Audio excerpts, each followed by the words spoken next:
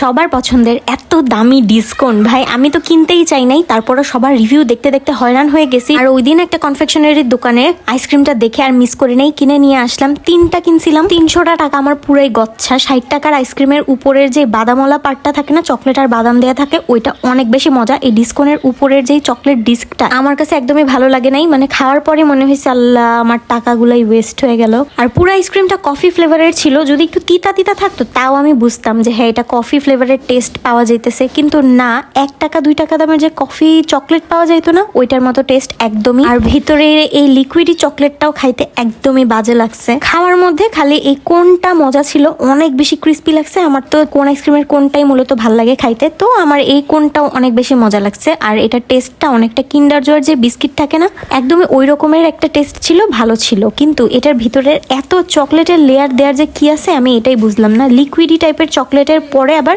White chocolate, আর এর ভিতরে আবার dark chocolate. Totally average test বলবো, আর টাকাগুলা নষ্ট।